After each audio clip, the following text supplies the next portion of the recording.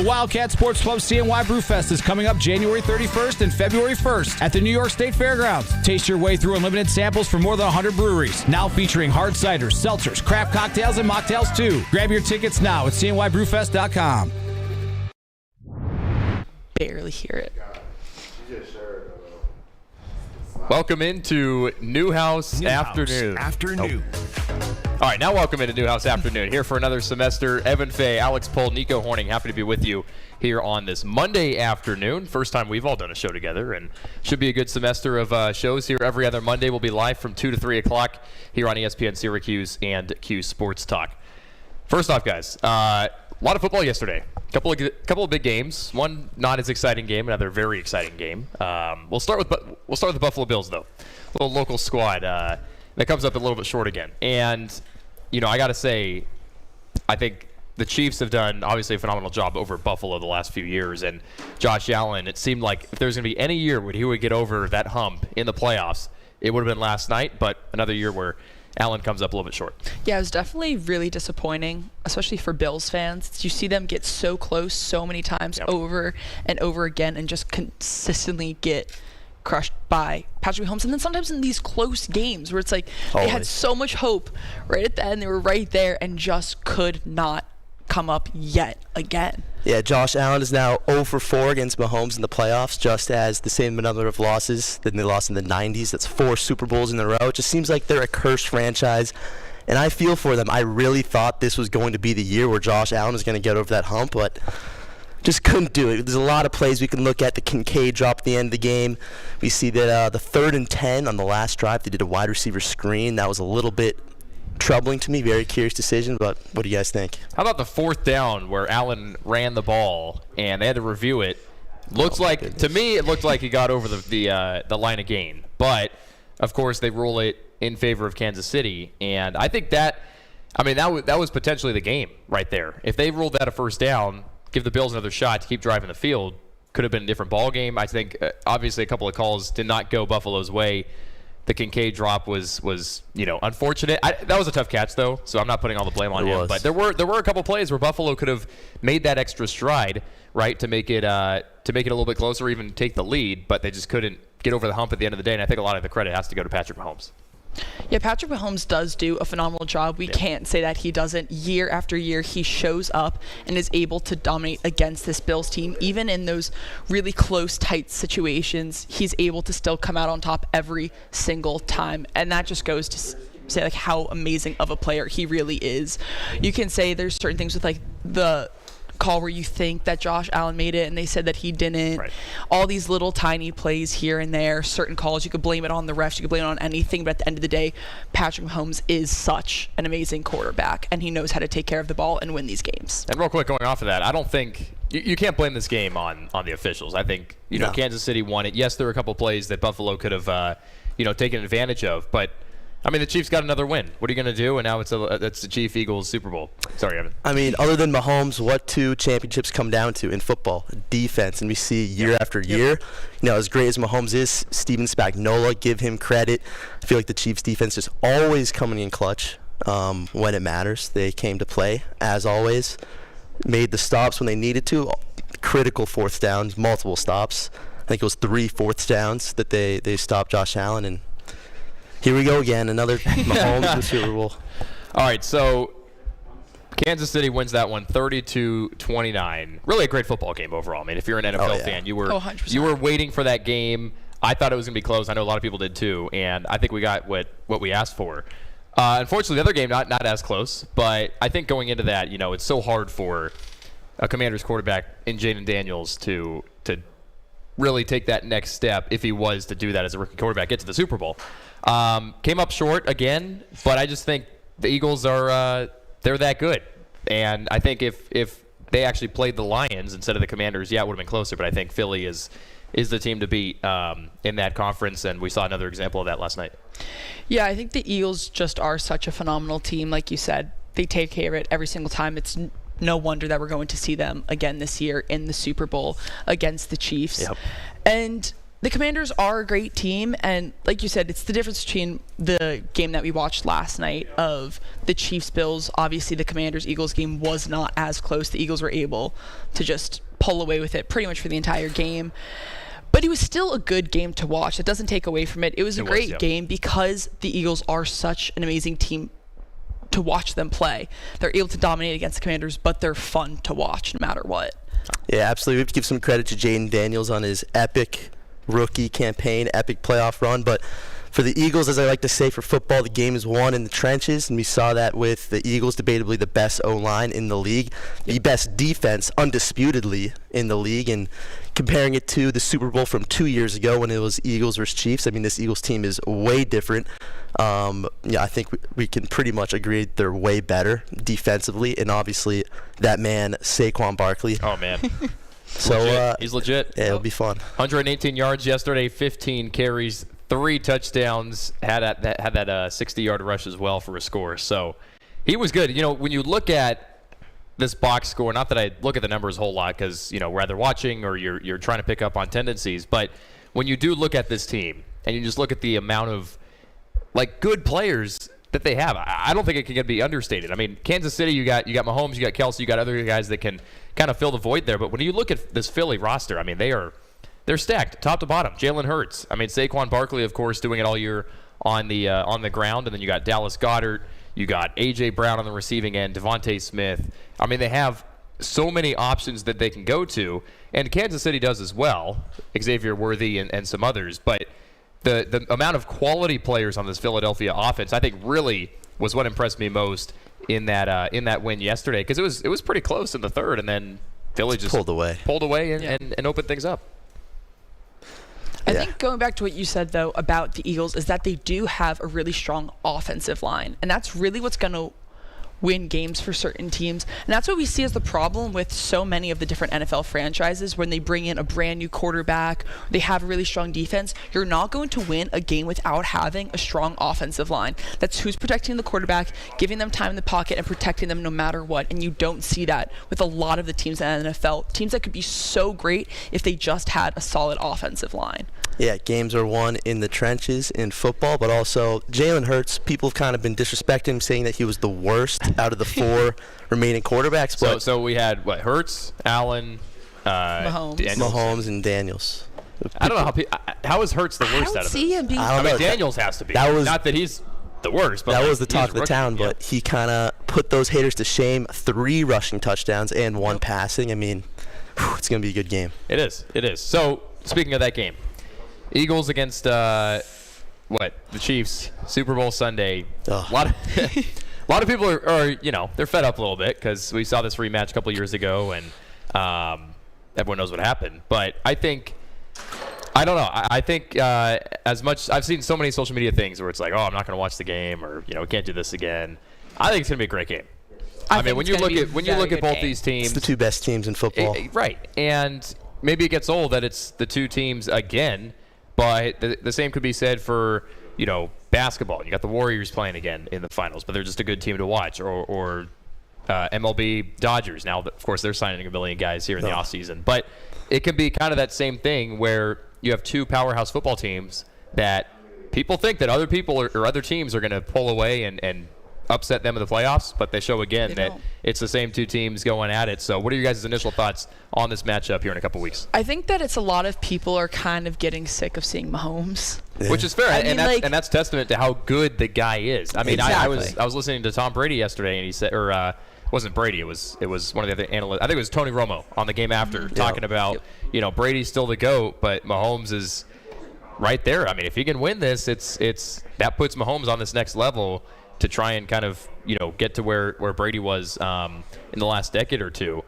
So, but exactly, it reminds me of Brady because everyone kind of, if you weren't a Patriots fan, you hated Tom Brady. Like, you wanted nothing more than to see him lose. Yes. And that's because of how good he was and how amazing of a team and program that they have built, and they were able to dominate over and over and over again. And that's exactly pretty much what we're seeing here with Mahomes, and he's able to do that, and everyone's hating on him.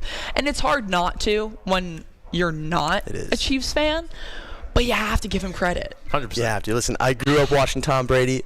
my childhood was fantastic in that sense. So I cannot complain, and I do appreciate Mahomes' greatness. I will say, I did want to see a change-up. Even Peyton Manning beat Tom Brady a bunch of times, and we're just not seeing that with Josh Allen versus Mahomes. But let's see if he can three-peat. It would be the first three-peat ever in the history of the National Football League, and which is crazy to think about. By the way, it is crazy. But that's how good he is. So now there's a whole separate conversation, right? You got Kelsey going back to the Super Bowl, which is going to draw in a lot of viewers, obviously. 100%. And but this time without his brother going against him. True. That's a. He's still got Taylor Swift though. Yep. Still got. I'd argue Taylor Swift is a little more popular than Jason Kelsey, but that's going to be an interesting standpoint. I think, I think the Eagles are in the right spot to win it this year, and I say that because of how much they've leaned on Saquon Barkley for the majority of the season. I mean, if the guy can keep running like he has been all year, I think they're going to be the team to stop, despite how good this Kansas City offense is. I completely agree. I think that the Eagles are going to come out and do a phenomenal job, and that it's going to be a lot closer and tougher of a game than the Chiefs and Kansas City thinks it's going to be. I mean, I love Saquon. Imagine if he had this O-line for his whole career. I mean, he could be top 3 for all we know, but we got him now. It's fun to watch. He scores a 7-yard touchdown literally every single game, so I love it. It's going to be very fun. All right, so we got 2 weeks till our next show here. That means we got to give a prediction for this game. Now, it is almost 2 weeks out. I've given this no thought at all. Yeah, neither have I. I'm like, wait, you're coming. So I'm gonna give you guys a few. I'm gonna give you guys a few seconds. I'm gonna give you guys a few seconds, but we gotta make a stance on this game. So, it's tough. I can at least say it's hard to say because I want the Eagles to win, and I think that they can. But I wouldn't be surprised if yet again, like I hate to say it, and I hate to be like, Kansas City, like blah blah blah, they're always gonna win. Like, it's so hard to say that the Eagles are gonna win, even though I think the Eagles are a better team though. But I wouldn't be surprised if Kansas City pulls it off again. I'm gonna go with the Eagles though. That's just at least who I'm hoping is gonna win. Any score predictions or Eagles? It's hard to do. Give us a score, Alex. Hard to do. You guys give your predictions. I have to think about a score. All right, I'm also going Eagles. Why? Because defense wins championships. Listen, Brady lost 3 times in the Super Bowl. Mahomes is going to get dethroned. I believe there will be no three-peat. Give me the Eagles 34-28. All right, both of you guys pick Philly. I'm gonna go with Kansas City. I do think the Eagles are the better team overall, but Mahomes is going to be hard to beat. And three-peat on the verge, I could see it happening, and I think he gets it done. I'll go Kansas City 34, Philadelphia 28. And Vegas would agree with you. So there you go. How about you guys, score-wise? I think it's going to be closer than that. I don't see it. What do you got, Evan? I said 34-28. That's right. He said the same thing as you, but wait, really? swap team. Wait, you said 34-28 too? I didn't put that together. 34-28. No. Did you guys not listen? Hey, man. Imagine if it's that score. That'd be crazy. All right, like give us 2 numbers. 34-31. 34-31. It's going to be high scoring. So we're agreeing. Has to be. We're agreeing on 34. We'll leave it at that. All right. Alex has the Eagles. Evan has the Eagles. I got Kansas City. Super Bowl Sunday coming up in just a couple of weeks. That does it for the NFL session for now. Of course, a lot more to talk about as the next 2 weeks progress. But when we come back, Syracuse men's basketball, a tough loss against Pitt over the weekend. We'll break that down. Give some takes here on Newhouse Afternoon. You're listening to ESPN Radio Syracuse and Q Sports Talk.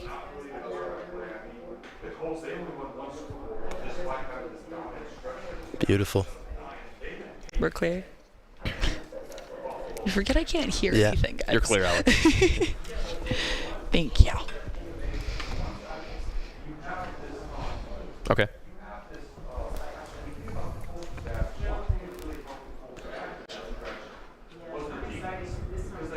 Right knob on the front of it. Okay. Evan, you want to test that out? You said right knob on the front. Probably the middle. Hold on, not that. No. I don't think it's the big switcher. It's the actual headset thing. On this? Yeah. She's number 2. Talk back. Can you, Alex, can you hear anything? Can you hear him? Can I hear? No, you can't hear. No, I can hear them a lot louder. Oh, okay. Now I can hear nothing. Nope. Okay, that's fine. Right there. All right, what about this one? You can't hear her, Alex? I can only hear you. Those knobs did not work.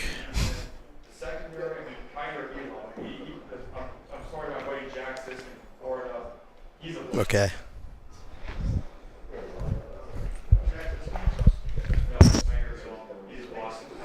Yeah, I'm touching it. All the knobs are the same, otherwise.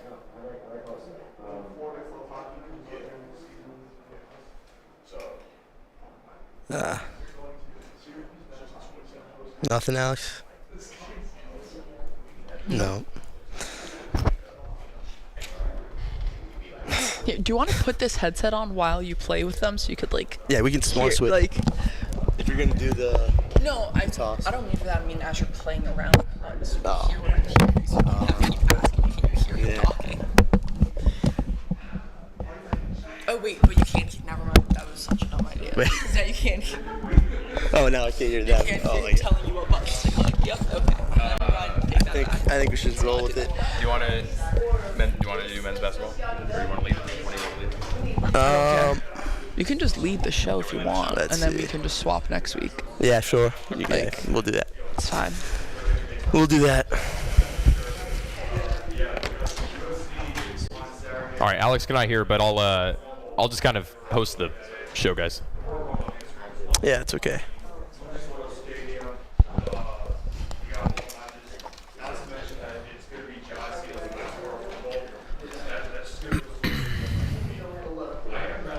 All right, so we still have our viewers here on Q Sports Talk. All right. You guys Oh, watch yeah. the basketball game on Saturday? Yep. I caught the second half. Okay. Unfortunately. What was the memo? So I was in Clemson this past weekend for the women's game, so I did not watch the men's game on No, Saturday. you're just there for the women's game? Yes. But I want to hear kind of what was the gist? We of it? shot a lot of threes. I believe 32 three-point attempts. It was the most amount of threes we've attempted all season. Okay. And Some fell, some didn't. Some fell, some didn't. We were pretty more aggressive than usual. But defense was still not there. Okay. Clutch moments at the end.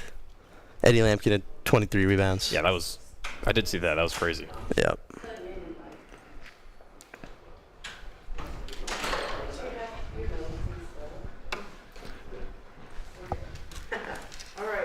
It's my hockey producer. Yep. Adriana. Yeah. Adriana's a beast. 2 of our games. Are you on this weekend? No. Are you? No. Geraldine is the ringside.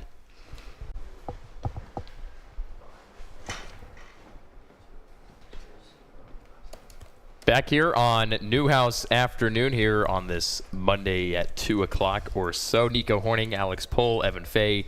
Our first show of the spring semester, guys, and got the sun shining right in my face here in our Newhouse studios. And it's it may not be warm outside, but at least the sun's out, right? I don't know how the weekend was. I was out of town, but It was freezing this weekend. It was As snowing, per usual. windy, cold. There was sun a little bit, Saturday morning?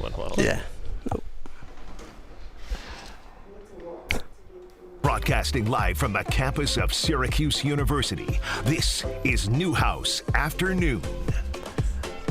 All right, now we're back here on Newhouse Afternoon, the 2 o'clock hour. Nico Horning, Alex Pohl, and Evan Fay here with you on this Monday, our first show of the semester. It's going to be a lot of fun. We just kind of discussed the Bills and Chiefs and the Super Bowl setup here in a couple weeks, but now time to break down some men's basketball over the weekend. I'm going to be honest, I was in Clemson, so I was covering the women's game.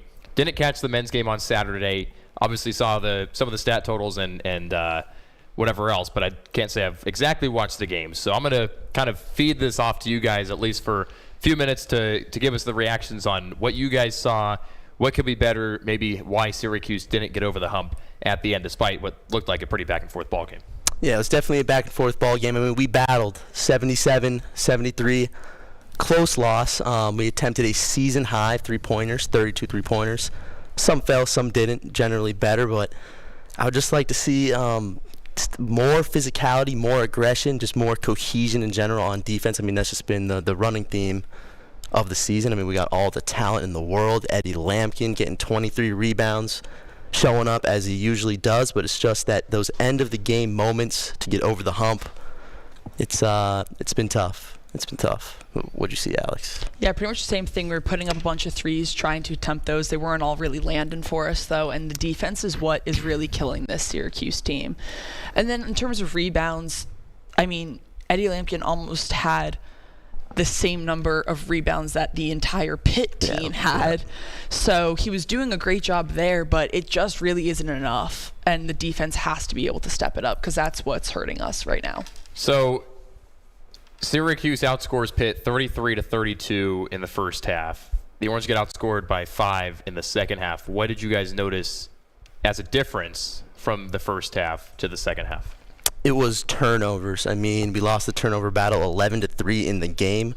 I believe more than half of those were in the second half. And it's just, I mean, that's also been a trend on this season. Syracuse is averaging 12.5 turnovers a game. That's pretty much near the top of the ACC in most turnovers. And it comes down to chemistry, cohesion, coaching, physicality. We need more of it on all ends.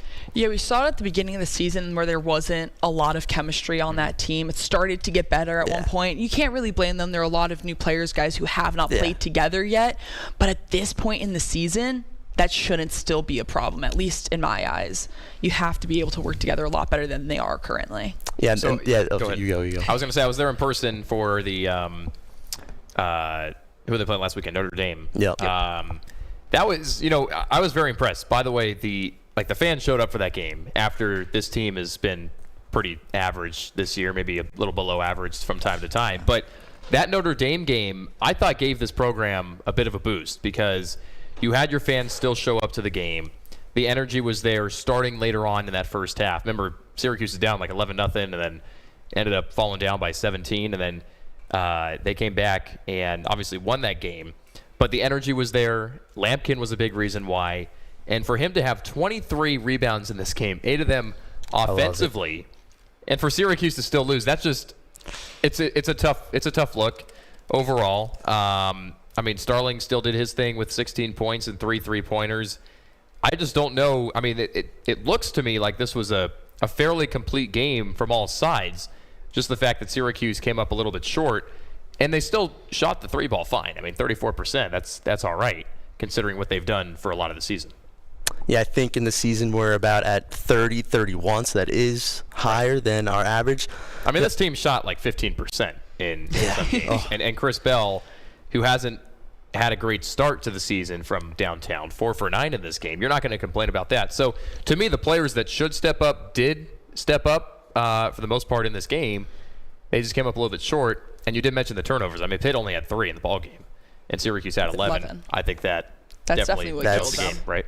100%. Like you said, they did step up. The players that needed to do a little bit of a better job were able to, fulfill their role, do what they needed to do. But sometimes just doing enough and what you're supposed to do isn't enough to then win the game. 100%. We get 2 less turnovers. That's a win. Right. Yep. Very, very That's true. it. And we'll get into the women's team in here in a minute, but they had the complete opposite outcome because Georgia Woolley and Sophie Burrows did not play terribly well. And you had other players step up and kind of fill a void there who maybe don't have as good of games as often. So, tough loss for Syracuse. Any big takeaways from you guys for the game that they can kind of improve on here in the next contest?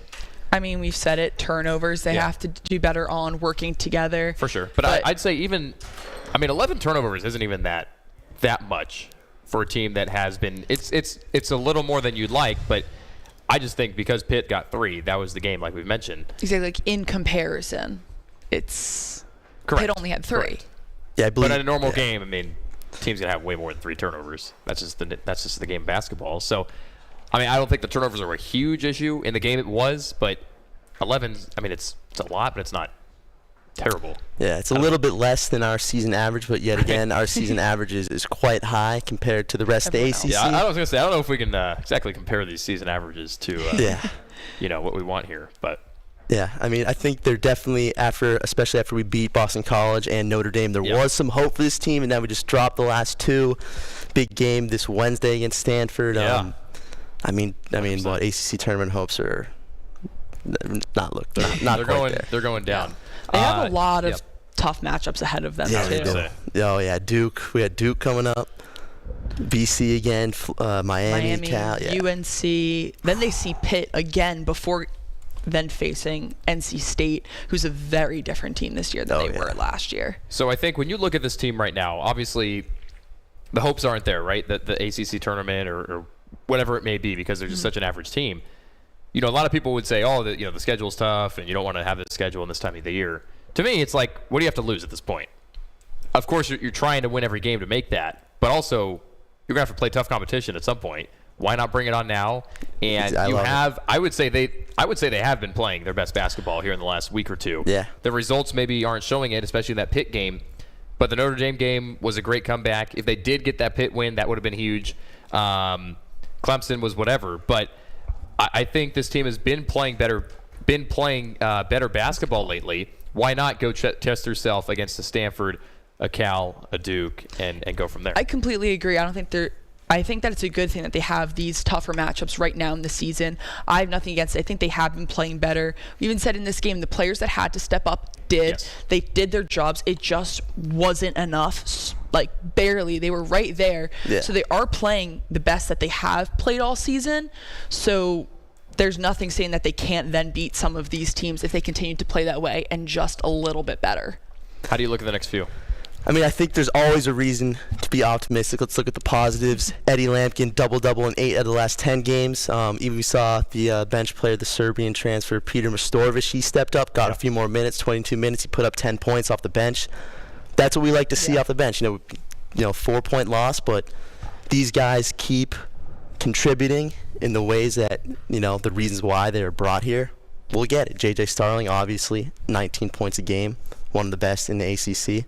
Starling also has been impressing in the last couple of weeks, I think. Yeah. But also, Mastorovic, he's been an interesting one. I think he's been overvalued at times. I think he has been playing better as of late, but through much of the season, I haven't seen much from Mastorovic, really, for maybe the role that they brought him in for. And I don't know if it's just him being in his first year in a Syracuse uniform, but he seems to be a little out of place from time to time. And I think Lampkin, that could be applied to Lampkin as well. But 100%. I think they have really meshed in the last couple of weeks that has led to some of the other team, doing their thing and feeling a little bit more comfortable with their role. I don't know what you guys have seen especially with earlier this season, Lampkin wasn't seeing much of the court. And it was surprising really because he came from Colorado where they just had a March Madness team last year and tons of experience, and then he did a great job, and everyone was like, wow, he's going to come in here. He's going to be right off, starting right from the start, ready to go. We're going to see so much of him, and he didn't have much of a presence on the court, and when he did, he wasn't taking care of the ball that much, wasn't getting too many rebounds, wasn't putting the ball back right away. But now as the season's progressed, they've started to rely on him more, and he's starting to step up a lot more. 100%. Exactly. Also, Donnie Freeman, another guy, stepping up. We've been forgetting about him because, obviously he's hurt for – have they had an update lately on Donnie? I don't think there's been much of a word lately, but he's – I don't think so. Because last I checked, he was day-to-day, even though it was really a week-to-week thing. And for them to be doing this without Freeman, I think it's also been impressive. And maybe not having Freeman in there has forced Lampkin and Mastorovic to really gel a little bit more than usual. So definitely, listen, there is reason to be hopeful. Yeah, final stretch of the season. There is. Let's go all out. 100%. The season's not over. There's a lot of basketball to be They've definitely played. been progressing from game to game, so there's no reason for them not to continue to do that and take a couple more wins away. Yeah. Well, Syracuse heading to my neck of the woods in Northern California. They're playing Stanford on Wednesday, Cal on Saturday. For us here on East Coast time, those are pretty late games. 11 o'clock on a Wednesday. And then 10 o'clock on Saturday, and then you come back home and you play Duke. Ooh, so in the dome. A lot going on, and it should be a fun next week and a half. But Syracuse has been playing better. We'll see if they can continue that here in the next couple of weeks. All right, when we come back, women's basketball played yesterday in Clemson. Big win for them, and they're trying to stay afloat as well in ACC women's basketball action. We'll have more for you here on Newhouse Afternoon. You're listening to ESPN Radio Syracuse and Q Sports Talk. You can't miss a moment. Beautiful. Sorry, my the audio totally went out for like 15 seconds, so I kind of just thought we were live last time. Oh. Oh, okay. It's Yeah, you're totally like, out for he's me like- anyway. He's like, are you guys practicing? So sorry, Jordan. Yeah. Yeah, Jordan's like, you guys practicing. I can't hear anything anyway. But yeah, I think that it's like what we've seen, especially Yeah. we've talked I don't know why. about. Like, I didn't hear the commercial until like the final 2 words of the Oh, God. of the commercial. All right, you're good. Okay, now I'm good? Yes. No, as you say with this team, it's like what we've talked about for the women's hockey team of they're not getting wins, but they're still doing things well. Right. Like, Right. they're close. Yes, 100%. All right, first group selfie of the year.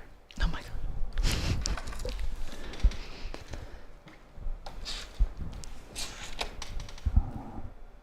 Oh, come on. Love it. Oh, yeah. Oh, yeah.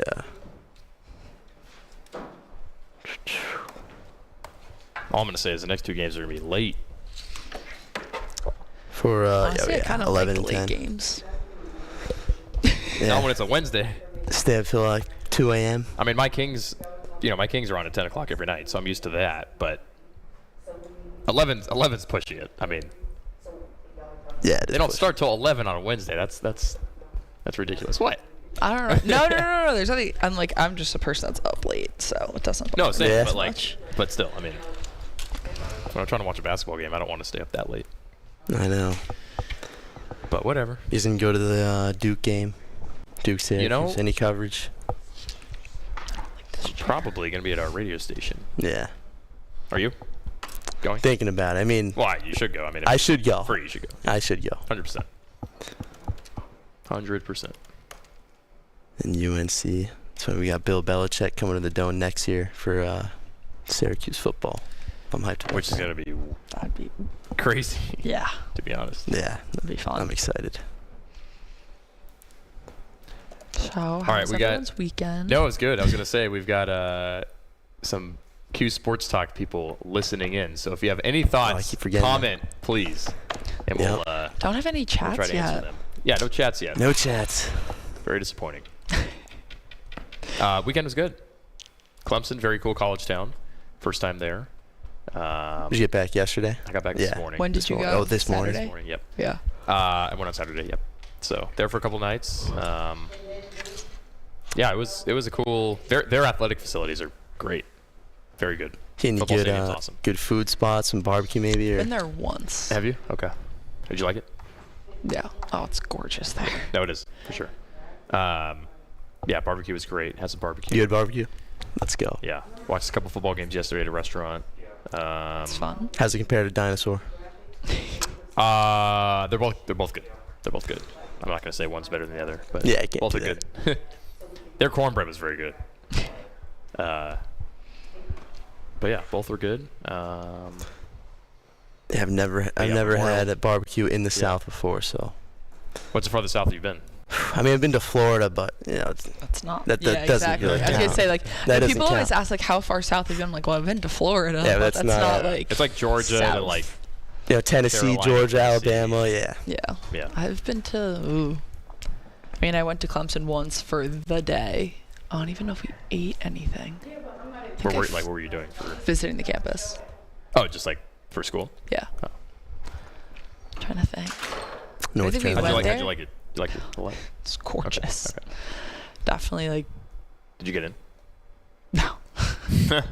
Well, no, I was like waitlisted and then I got into Syracuse after and then just chose Syracuse. Cool.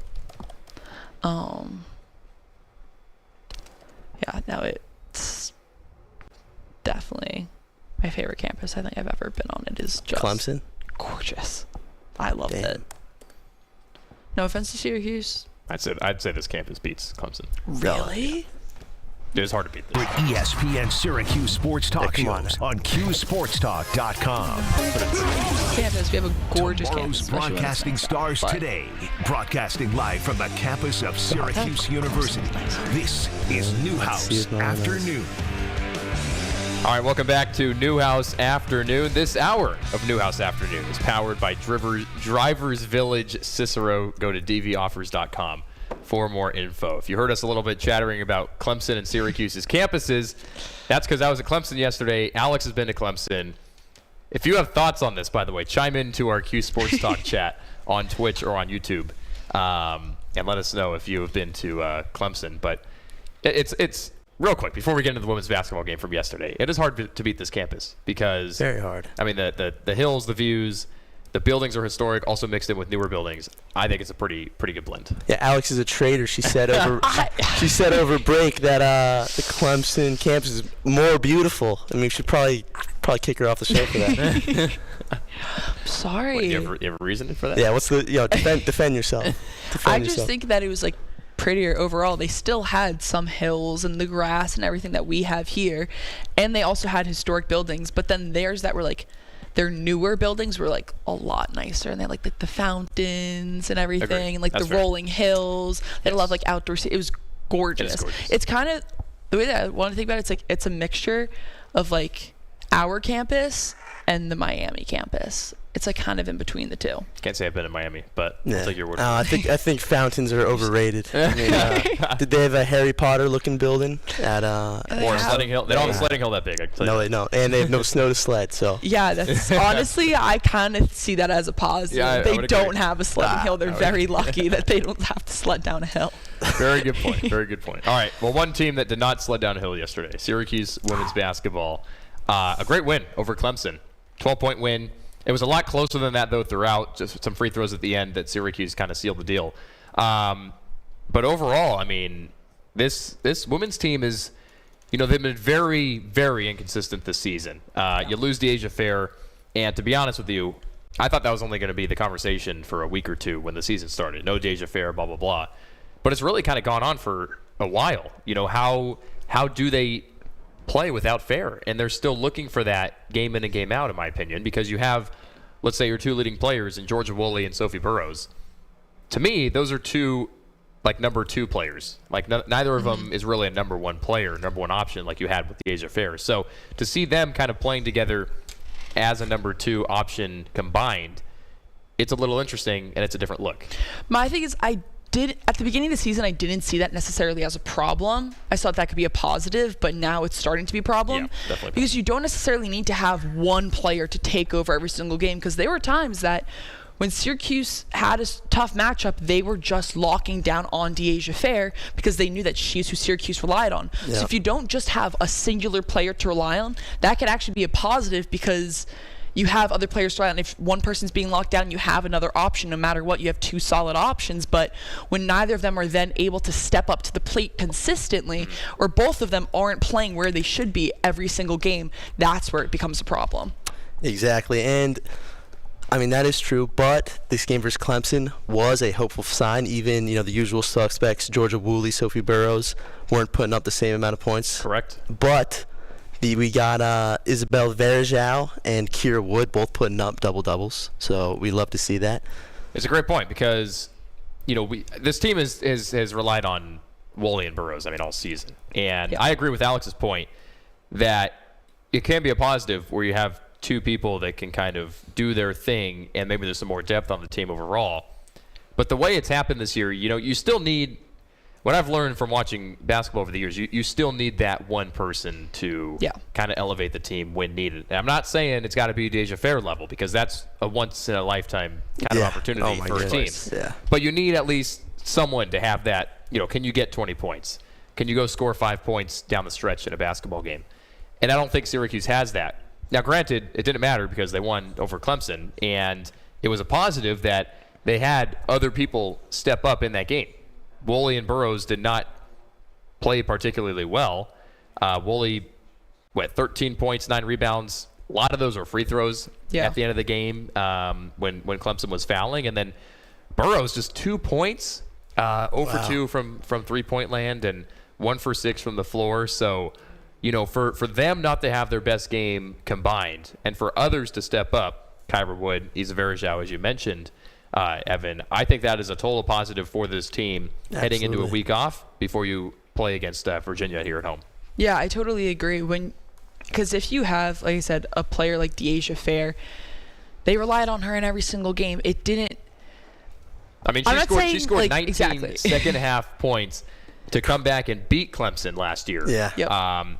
Here in Syracuse, to have that takeover player doesn't happen all that often. But I'm asking, give me someone that has 5, 7, 9 points the second half that can kind of get you. But in some ways, it does take away from the team because when you do have that one player, it's like, hey, we're lacking, we're falling behind. All right, here you go, we're throwing the ball in your hands, you're taking care of it. It doesn't necessarily give all the other players the opportunity to then develop to become a player like that when you have one person you're constantly relying on and not giving as many opportunities and minutes to other girls on the team. Now, when you don't have that one person, when like we saw Georgia Woolley wasn't stepping up as much, or Sophie Burrows, you're like, okay, cool, now we have Issa Verjao that can take over, or Maddie Potts, Kira Wood, anyone else, that they have all these other girls with amazing depth that are then able to take over and still win these games even when your top 1 or 2 aren't playing as well.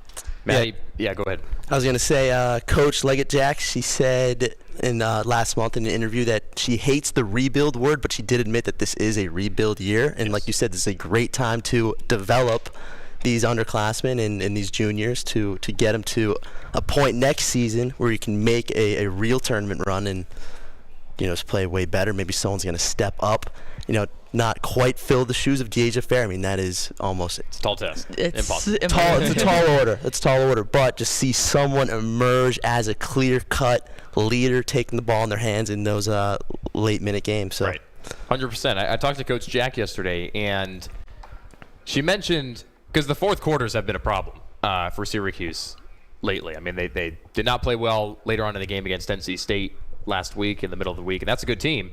They had a chance. They were beating them for the first half and more, but they couldn't get over that hump at the end. Finally, they closed out the fourth quarter yesterday. I think they outscored Clemson in the fourth 25-8. I mean, that is closing down a team Love it. Late in the fourth when you need to. And I think a lot of that, stemmed from Coach Jack. Maybe, she mentioned that the locker room still bought in. Like, everyone's still bought in.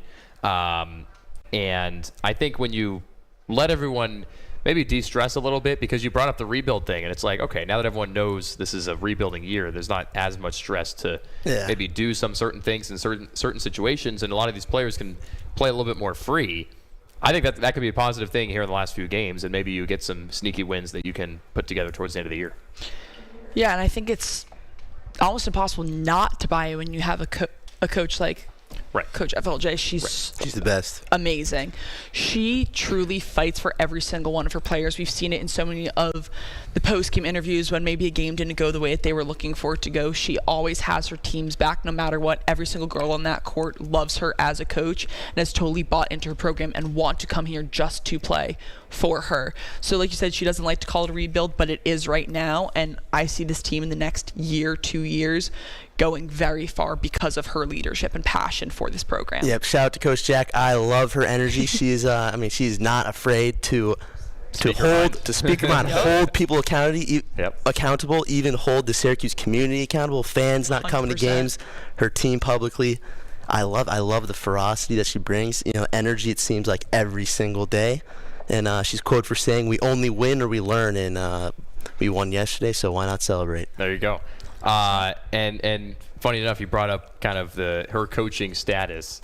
She got a technical foul in the NC State game towards the end of the game. I don't know if you guys saw this or not, but she comes out afterwards and she's like, I thought for a 37-year vet that I'd get a warning before a technical foul, but I'll have to get to 40 years. So pretty funny line from her, and obviously one of the best. And we'll see if Syracuse can continue that momentum. That's a home game against Virginia next weekend, a noon tip-off. Syracuse beat Clemson yesterday 67-55, now 8-12 on the season, and they finally picked up their second ACC win and second road win of the year. Switching gears after this break, lacrosse back in action on Saturday. I know Alex is very excited about that, and we'll have some more on the men's lacrosse team coming up here this weekend with the opener against Jacksonville on Saturday. You're listening to Newhouse Afternoon here on ESPN Syracuse and Q Sports Talk. Hey, this is former Syracuse.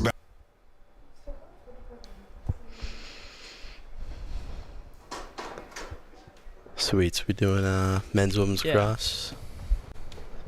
Someone commented.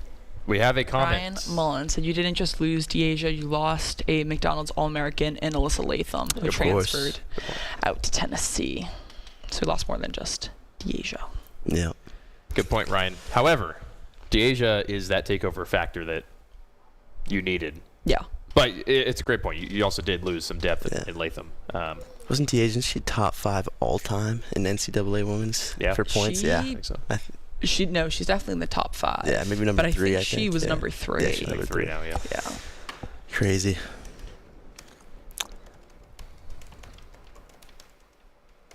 I meant to shout out freshman Madeline Potts. Yes. Career high. And first career start. First career start. Sharpshooter, leading the team in. I mean, she hasn't got that many minutes, but leading the team in 3-point percentage. So. Deasia's number 3. Yeah, Crazy.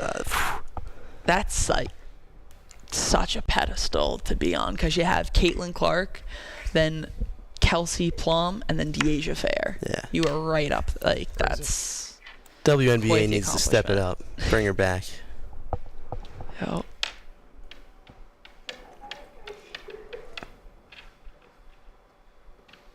So you got men's lacrosse Saturday. Jacksonville.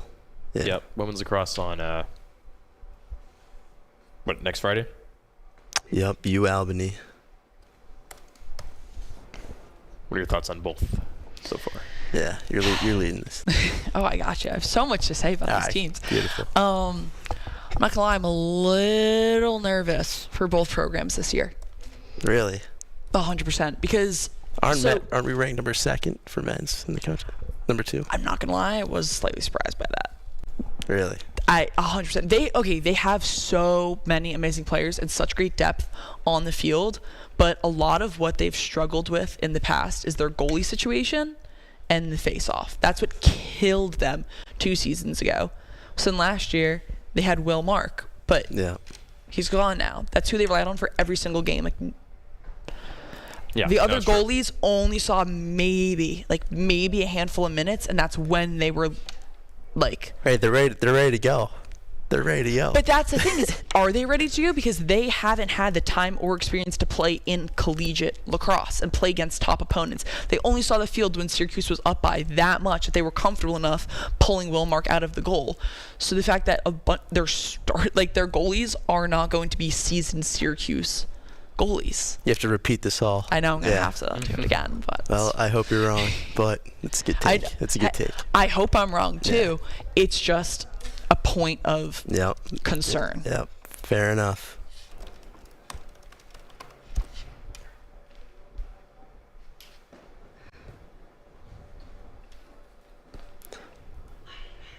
Do we know where the women's team is ranked coming in?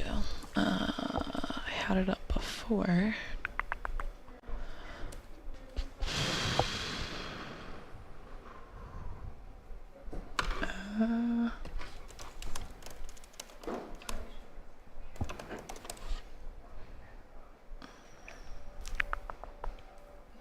It was inside lacrosse. Oh wait. I think.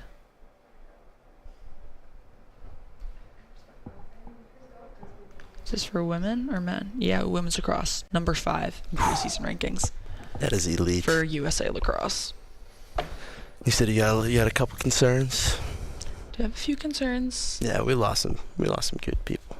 Yeah. But they'll be fine. Women's for sure. Lacrosse. So you got us on this segment? Oh, I got you. Okay. Just make sure to tag out by 55 or 56. Oh, wait. You can lead it. Oh, you want me to? Okay. Yeah, go for it. Ask me anything you want. No. So is it 55 we're cutting? 7 at 100.1. Watch live on QSportsTalk.com. Tomorrow's broadcasting stars today. Broadcasting live from the campus of Syracuse University. This is Newhouse Afternoon. Wrapping up shop here on Newhouse Afternoon, here on this Monday. Evan Fay, Alex Pohl, and Nico Horning, happy to be with you here for the first of a few shows this semester. We've talked football, we've talked both basketball teams here at Syracuse. That leaves us with one more, I guess, main sport or major sport that is going to kick off here on Saturday with men's lacrosse. And Alex, a big lacrosse fan here on the show. This is her specialty. Yeah. So I know we talked about it a little bit at the break, but no Will Mark this year for the men's team. Could pose some issues.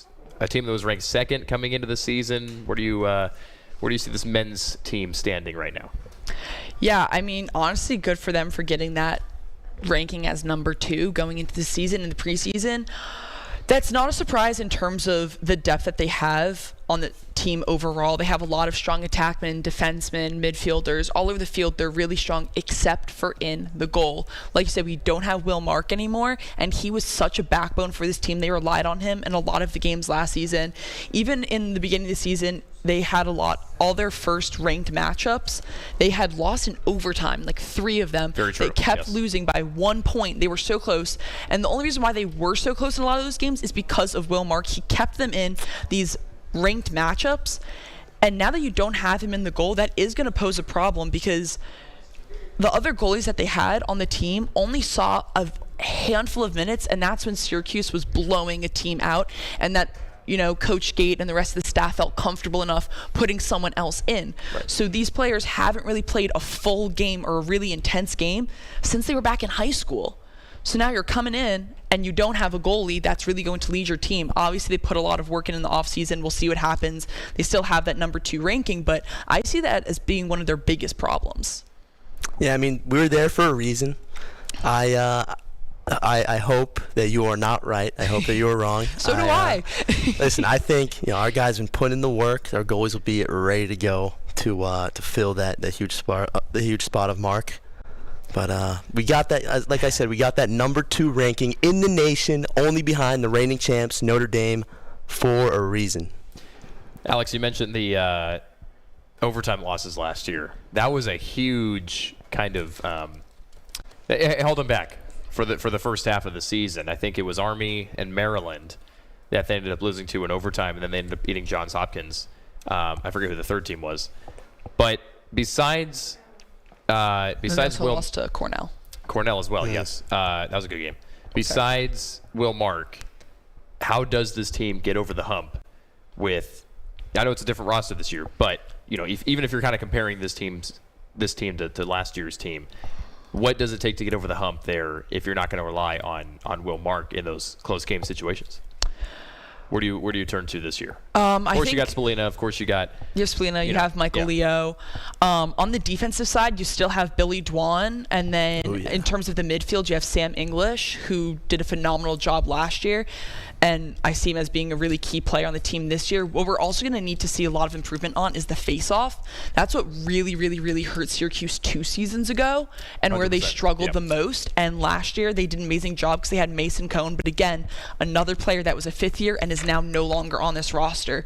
So those are 2, the position of a goalie, but taking those face-offs and making sure that you're maintaining possession, especially when you're on the offense, not taking shots that you see hitting the back of the net are ones that are going to be important, especially if you might not be as strong on the face-off this year. We'll see how they do once the season starts, see who they choose to be put right there on the X, but we don't really know who that's going to necessarily be yet. And also on defense, causing those turnovers, staying strong to make sure you have a good backbone to keep possession of the ball and give it back to your offense. Listen, I love the lacrosse philosophy of the best defense is an awesome offense. And inside lacrosse, they ranked us the 5th best attacking offense in the country. Only teams that were trailed is Yale, Princeton, Notre Dame, Cornell, which we will play both Notre Dame and Cornell late in the season. But our offense is that good. It is, and we'll see if they can produce. Last couple minutes here on the show, Jacksonville on Saturday, a noon face-off. What do you want to see from this Syracuse team here in Game 1 to kind of set them up for the next few games? I mean, I just want to see them coming out with a lot of energy, ready to go, really showing us what they can do this season, and also not just relying on players like Joey Spalina, Owen Hiltz, Michael Leo, or even Sam English. You have so many, Joey Spalina, Sam English, Michael Leo, Owen Hiltz, all top 50 players for inside lacrosse this season. So they're obviously going to take over, but kind of giving time to some of the other players, seeing what they can do and seeing who we might be able to rely on, except for those few, because they have gotten locked down in a lot of the games last season, especially those ranked opponents that were really close. Some of those games Joey didn't even put up more than a point, if that. Right. So seeing what the other guys can do on the field is going to be really important. All right, I know we're wrapping up shop, but women's lacrosse, we've got another week or so before they actually do kick off. But what excites you about that team here this season?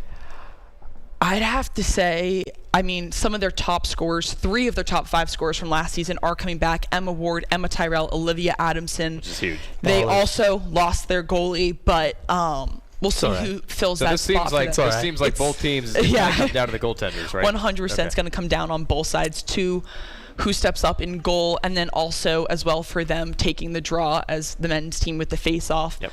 They lost Kate Mashevsky, but they have so many of their amazing scorers from last season and also defenders. So I think that they had a lot of great young talent last year. A lot of their freshmen stood up last season. So now that they're a little bit more seasoned going into their second year, I see them stepping up a lot. Ranked number 5 in the nation, so let's go. Well, we'll see. Women's lacrosse next Friday against UAlbany at 1:30. Syracuse men's lacrosse against Jacksonville this Saturday at noon. A lot in store here this week in Syracuse athletics, and we thank you so much for joining us here on Newhouse Afternoon. For Nico Horning, Alex Pohl, and Evan Fay, we'll be back in a couple of weeks here on this Monday time slot at 2 o'clock. Hope you can join us then. But for now, stay tuned here on ESPN Radio Syracuse and Q Sports Talk. The 3